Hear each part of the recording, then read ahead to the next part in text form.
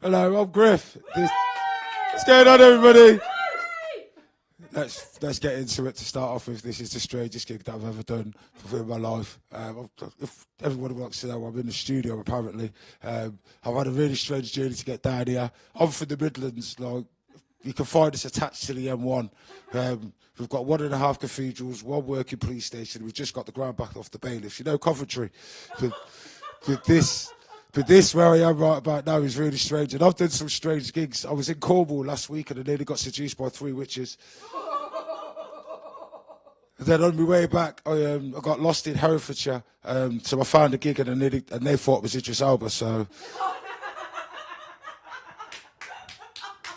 then we ended it off in Leicestershire and they thought it was Amazon delivering. But this is the first time I've done a gig where it feels like I might not go home. I'm actually recording my last ever recording. So, Mum, I promised I'd get to the Apollo. They did say I was going to the Apollo, where they did say it was a TV network or anything. So, whatever, that's the reason why I'm here, because apparently I'm in some place called Bedfordshire that's in Buckinghamshire. I feel like I'm in no man's land. And last week I was in Newton Abbot, and Newton Abbot don't know about Newton Abbot, mate, because that was like purgatory. But this does feel like has got a little bit of a feel for like Saw. Did you know what happened last summer? And has anybody seen Griff? But yeah, I'm Griff. I'm from Coventry. I've got a few problems. I keep making snap decisions, like taking gigs in strange warehouses and things like that. But I made a snap decision the other day, and I decided to end a career that I've had for the last 20 years. And I've played in every league in my career. I've played from non-league to the Champions League, and now I essentially cook in a canteen part-time. And if you haven't guessed, I used to be a chef, and everyone's been out of pay for food and everything, and when you go out of pay for food, you expect that you're going to be served by this Premiership catering staff, and the reality of it is, most kitchens are like the Man United starting 11, mate. There's always someone on the injured list. And there's always someone like that Roy Keane or Alan Shearer, and they all want to be that messy. And the reality of it is, they're more like that Darren Anderson from the 90s. They used to call him Sick Note, or you call him the human tampon. He was in for a week and out for 3. That's a new one, so we put that in there because we don't know what's going on. We're feeling a little bit wary. But yeah, the other problem is, I'm from like, dating's a bit weird. It's a bit hard now. Like, I'm from that era where you used to go out hunting on a Friday night, and you'd find your prey sitting around a bar or a watering hole, and you just hit them over the head, and then you'd hash it out on Saturday morning. But now it's all different. Now there's job titles, recruitment processes, and all these shift changes and all sorts, mate. You've got friends with benefits, fuck buddies, situationship. Could someone explain that to me? Because it's essentially a 0-hour contract, isn't it, really? It's a bit hard, really. Like, I don't understand it. Like I said, I'm from that era where like you talk to people. You go, but now everything's like got to go through MI5, and it feels like women are trying to recruit for the next Ocean's 13 or something. It's just a bit weird, you know. It's just a bit strange. And like, I got lucky just after lockdown, ladies and gents. I got that contract that everybody's looking for, but it lasted 11.5 months because WhatsApp fucked that up for me with two blue ticks. Finished my contract, mate, like, escorted off site and everything. I didn't even get a verbal warning, mate. Not a written, not verbal, mate, just gone, mate. Escorted off site by a mother. Facebook and everybody, mate, outed me. Because apparently this message means I've broken down, come pick me up, because I fell back to sleep when she sent this, when it's delivered to me, mate. There's a crying face, there's a broken heart, there's this, and there's a car. And that means I've broken down, come pick me up. Yeah, like, I don't know what that is, but I woke up to somebody standing over me crying and all sorts, but that's another story. That's another story. But this is all right. I've got my name on lights and everything, and everything that's never happened before. Like, I have been to a few gigs and I did feel like I was going to get auctioned off, but this feels like I'm fighting for my survival. 20 quid. 20 quid. Oh, there we go. But I'm going to end on this because I'm hoping I'm doing all right. But yeah, I'm from that era, like a strange era where your parents used to like talk to you and release us like Spartan warriors. Not like now though, where they just release us to that Call of Duty map that they call the play area, and everything. Like we were just free, like free range cattle. But yeah, my mum used to live by 3 things: It's like, you were made in his image, and apparently black don't crack. I've suffered from eczema since birth, ladies and gents. And then the next one is, apparently once you go black, you never go back. Well, my daughter's mum's now got a ginger baby, so that's put me on the fence. And the next one, and I think this is quite fitting for this situation I'm in right about now, like she used to compare me to Usain Bolt. You've seen him, he's tall, dark, athletic. He's got that third leg that should be registered as a weapon. I'm 2 inches at best, ladies and gents, and I'd be lucky if I could penetrate cling film, but I'll outrun anyone that's trying to hook me or use me as a meat raffle or anything at this weird gig that I've just decided to take. But you've been lovely. This is strange. It's lovely. Yeah, I'm Griff the comedian. Thanks for sharing.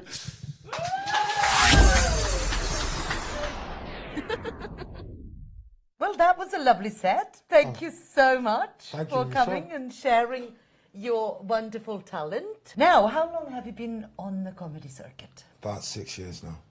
Wow. What got you into comedy? That was my daughter. She annoyed me one day. And, I'm loving it. and you know, we reached that point where, like, you could commit a criminal offence. And you try not to make a snap decision. And the snap decision was just go and vent at somebody else. And I just vented at a pub for about an hour, and bless them, they listened to me, and they laughed. And then I did it again a week later, and somebody said, you know, you're all right at this. And I thought, yeah, but you got to be in that mood. And she hasn't annoyed me for a couple of weeks now, so I'm feeling a bit normal. Loving it. Yeah, that's how I basically started. And what are your highlights on the comedy circuit? Because I remember, you know, first time I booked you, there are two comedians. They have one letter difference in their name. There was Darren Griffiths and there's Darren Griffiths. Yeah. And I actually realized that a lot of people on the comedy circuit book you and then expect the other one to turn up and stuff. Yeah. So that happens. It does happen. Yeah, it does happen. Yeah. It doesn't happen to me. Yeah. Because my surname is quite different. But tell us about that. So, you know, because there's humour in that, right? It's weird because, like, my last name is Griffiths and everything. And, like, Darren isn't actually my real name, but that's the name that I use. But I'm not changing it because that's what it is. Name. Mm-hmm. But you know, when you find, I didn't even realise, because the British comedy circuit's different. It's not just one big circuit. It's made up of loads of different little circuits. Yes. So I didn't know he existed because I'm up here, like, and he's down south. And then I seen his name as I started going up the ranks through the comedy circuit. And everything like that. He goes, there's someone else called Darren Griffiths. I'm like, that can't be me. But the name's just random, bro. I haven't chosen this name, like, it's random. And then I realised, and I seen it, and I went, right, okay, you can have to change your name, change it. But I've changed that name, and it's been that name for so long, I'm not changing it now. That's who I am. Do you know what I mean? You've got to stay in character, I'm not changing it. So I changed the spelling, and they still get it wrong. They still get it wrong. I've changed the spelling. Like, it doesn't even sound like Darren. It's Darron. Like it's French. No, I'm from Coventry. We're not that posh, mate. And it's weird, and it annoys me because I got a booking not long ago, and so I applied for a gig. So he doesn't have to apply for gigs. He's on a different level. So that's the first. That's your first mistake. He doesn't apply for gigs, mate. He's got an agent for that. Right? Yeah. There's different levels. Different levels. So that's strike one, mate. Right? So strike two is they've got this thing, and it makes no sense. Yeah. Well, I want to see your video. Right. Okay. Oh yeah, of course. Right, okay. Always, whenever you apply for a spot, I want you to see your have video. to. Right. Yes. Comedy's in the moment, mate. A lot of times, comedy's in the moment, right? And let's be honest. Most promoters get, on average, 25 plus emails about gigs. Yeah. There ain't enough hours in the day, yeah, for you to watch all them videos, mate. So we all know you're not even watching them, right? So you've got to watch something, yeah? It's 2024, mate. we don't look the same, we don't talk the same, and the name's not spelt the same. So I'm not accepting anymore. We've booked the one down at Griffiths. That's on you, mate.